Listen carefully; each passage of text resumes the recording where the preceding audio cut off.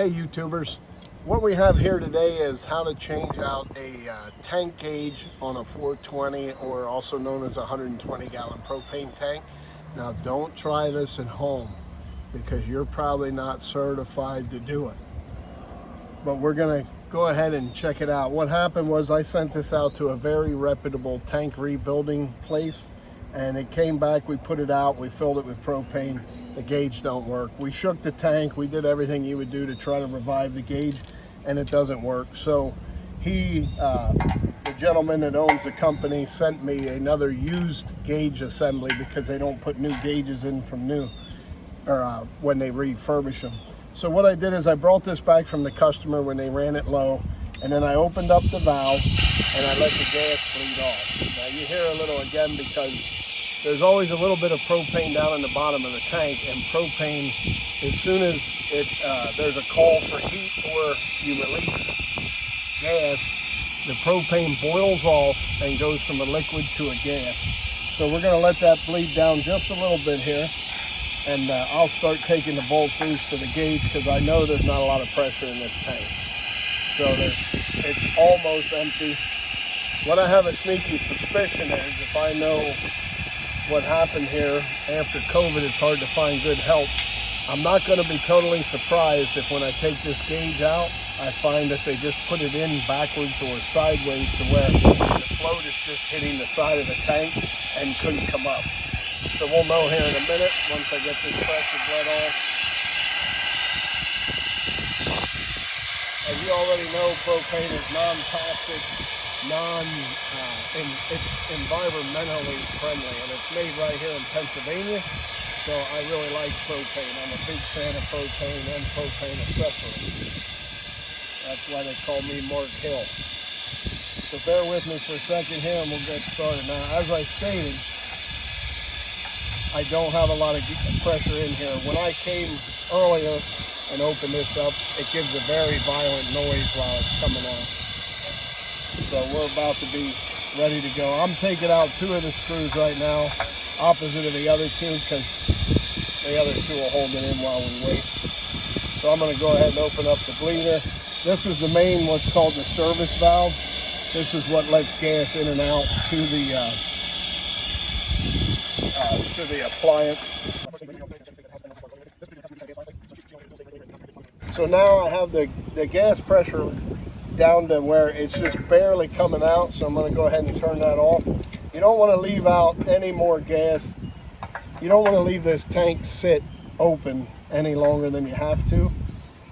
So I'm going to leave the valve open, but again, it's still going to emit gas. If I were to close this valve and come back in an hour, it would have built up pressure again, because like I said, there's always a little bit of.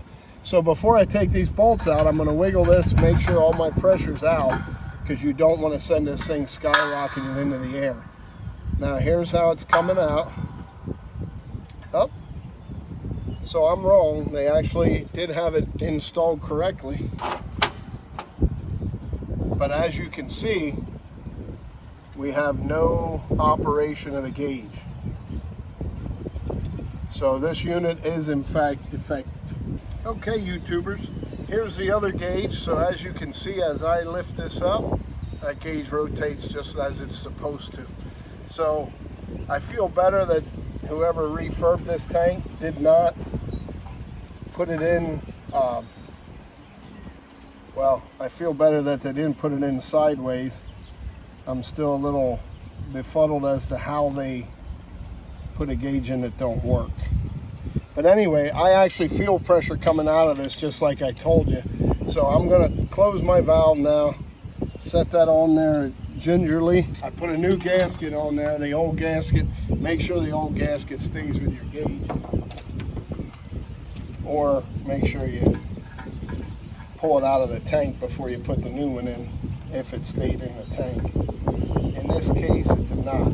Now when I'm done with this, what I'm going to do is purge this tank.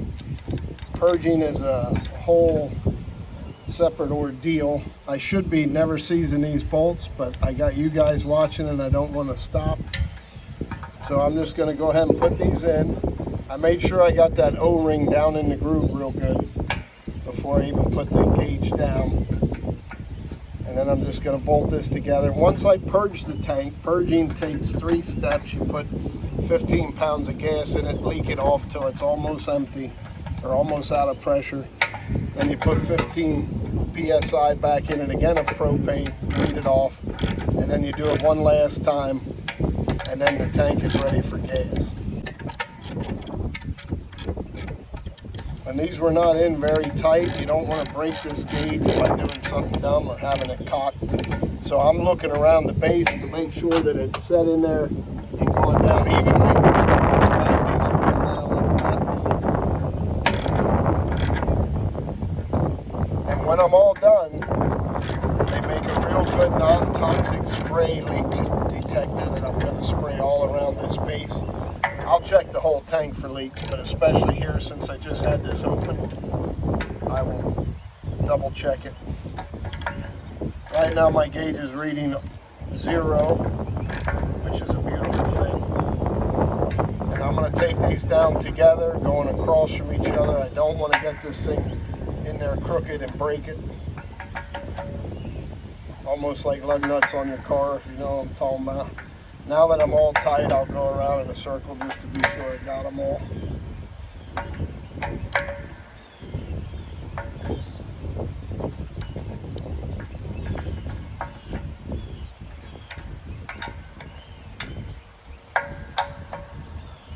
And then before I take this to them, I'll probably give these one last shot because we're crushing that O-ring as we go, which is what we want to do, so it fills in the gap and gives us a leak-free situation.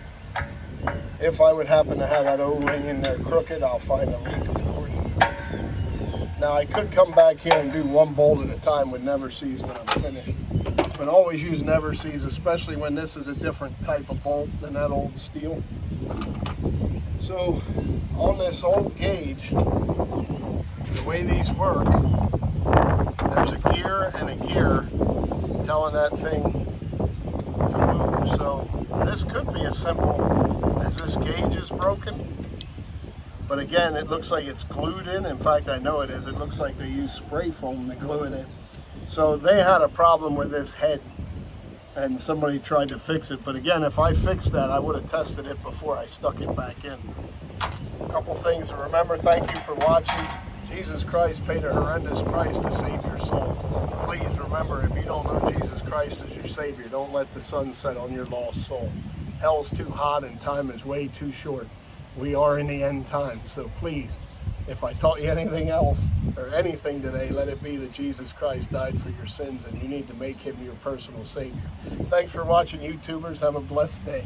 Oh yeah, and make sure, please like and subscribe. Please like and subscribe. I don't do this for I do this for your sake, not for mine, but